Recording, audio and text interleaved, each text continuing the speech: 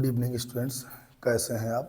आशा करते सब अच्छे होंगे। आज हम आपके लिए मोस्ट इम्पॉर्टेंट क्वेश्चन लाए हैं, जो यूपी बोर्ड का सबसे इम्पॉर्टेंट क्वेश्चन है, जरूर आने वाला है। तो यहाँ पे हमारा क्वेश्चन है, द्रव्य तरंगे क्या है? द्विब्रागली तरंग दैर्घ्य के सूत्र की स्थापना करनी है।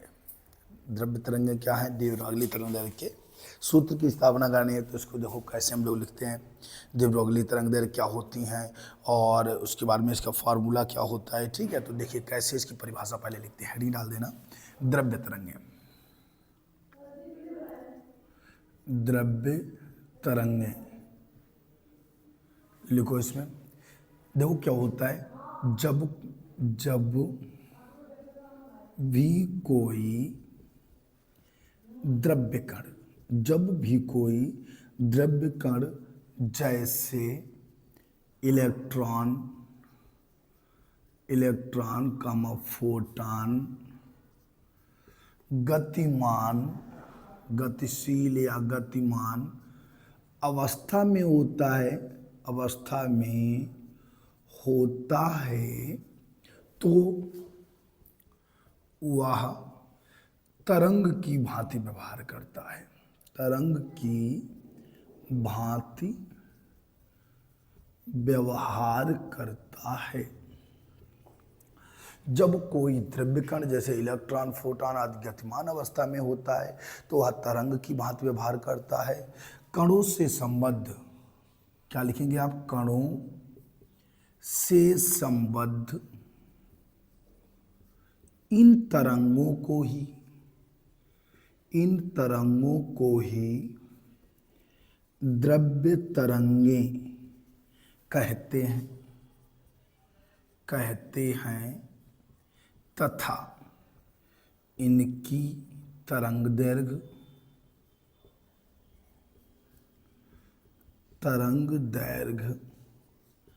द्विब्रागली तरंग दैर्घ्य कहलाती है। द्विब्रागली और देवरागली कोई फर्क नहीं पड़ता, दोनों आप लिख सकते चाहे जो। ठीक है, तो हमने बताया कि जब कोई भी द्रव्य कण जैसे इलेक्ट्रॉन, फोटॉन गतिमान अवस्था में होता है, तो वह तरंग की भांति व्यवहार करता है। तो इन कणों से संबंधित तरंग को ही द्रव्य तरंगे कहते हैं और इनकी तरंग दैर्घ्य को देवरागली तरंग दैर्घ्य या द्रव्य तरंग दैर्घ्य कहते हैं। ठीक है, ध्यान रखिएगा। इसे लैम्डा से व्यक्त करते हैं। नई लाइन से लिख दीजिएगा, लैम्डा बराबर एच अपान पी होता है, पी बराबर होता है एम बी, तो एच अपान एम बी। ठीक है, जहाँ पी बराबर संवेग होता है, एम बराबर कण का द्रव्यमान होता है और वी बराबर कण का वेग होता है। और एच का मान ये प्लांक नियतांक है, जिसका मान 6.6 10 पावर -34 जूल सेकेंड होता है। ठीक है, तो ये होता है द्रव्य तरंग। पहले तो आप द्रव्य तरंगों की परिभाषा लिखेंगे, तब आप सूत्र की स्थापना बहुत सरल मेथड से सिखाने वाले हैं, आपको समझ में आ जाएगी। ठीक है, तो क्या लिखेंगे? जब भी कोई द्रव्य कण जैसे इलेक्ट्रॉन, फोटॉन गतिमान अवस्था में होता है, तो वह तरंग की भांति व्यवहार करता है। इन कण की इन तरंगों से संबंधित तरंग या इन तरंगों को ही हम द्रव्य तरंगे कहते हैं और इनकी तरंग दैर्घ्य को द्विब्रागली तरंग दैर्घ्य कहते हैं। इसे लैम्डा से दर्शाते हैं। लैम्डा बराबर एच अपान पी बराबर एच अपान एम बी होता है। इसको नोट डाउन कर लीजिएगा, फिर हम इसके सूत्र की स्थापना करवा देते हैं। थोड़ा ही है, ज़्यादा नहीं बचा हुआ है, नोट कर लो, इसको मिटाएंगे हम।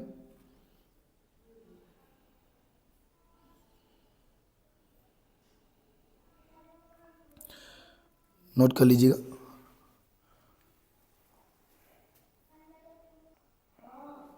देखिए थोड़ा और बचा हुआ है, इसको जल्दी मिटा देते हैं और थोड़ा डेरिवेशन भी कंप्लीट करवा देते हैं आपका।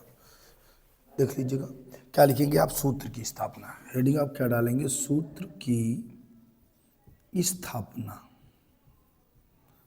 कैसे होगी सूत्र की स्थापना, थोड़ा इसको देखिएगा। तो द्विब्रागली तरंग दैर्घ्य के सूत्र बताना है, तो इसमें क्या लिखेंगे? पहले आप लिखेंगे प्रकाश के, क्या लिखेंगे? प्रकाश के क्वांटम सिद्धांत से, प्रकाश के क्वांटम सिद्धांत से। क्या क्वांटम सिद्धांत होता है?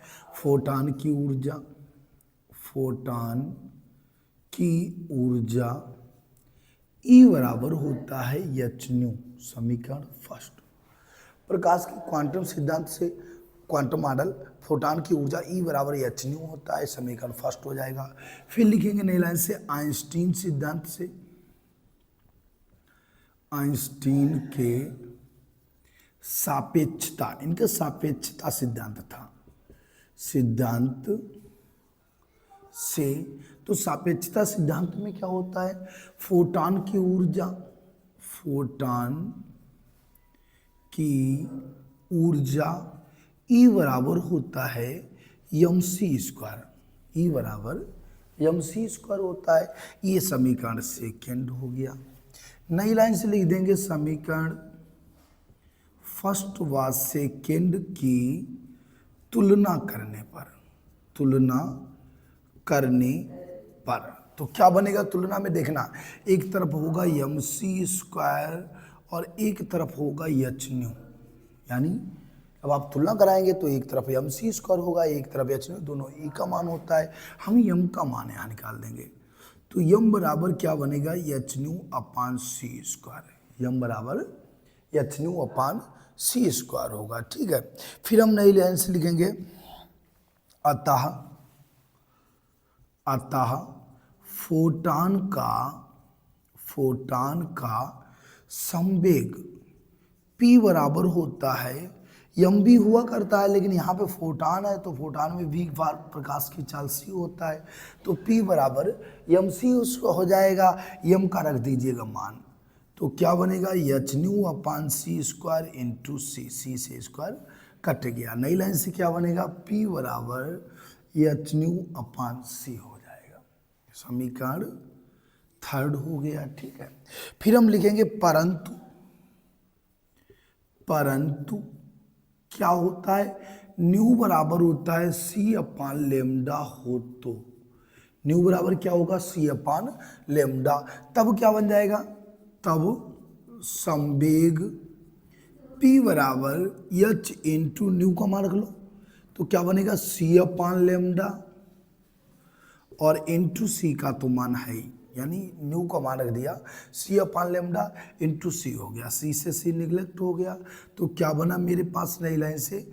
बराबर एच अपान लेमडा। अतः हमसे पूछ रखा था तरंग दैर्घ्य, अतः तरंग दैर्घ्य लेमडा बराबर क्या हो जाएगा? एच अपान पी बन जाएगा। ठीक है, फिर हम लिखेंगे यदि गतिशील या गतिमान कण का वेग v तथा द्रव्यमान m हो तो p बराबर mb रखने पर, mb रखने पर क्या बनेगा? नई लाइन से तरंग दैर्घ्य लेमडा बराबर एच अपान पी था और पी बराबर एम बी था, तो एच अपान एम बी, ये कंप्लीट डेरिवेशन हो गया, सूत्र की स्थापना हो गई। इसको नोट डाउन कर लीजिएगा, बहुत सरल भाषा में। पहले आप क्या लिखेंगे? प्रकाश के क्वांटम सिद्धांत से क्या होता है? ई बराबर एच न्यू होता है, फोटॉन की ऊर्जा।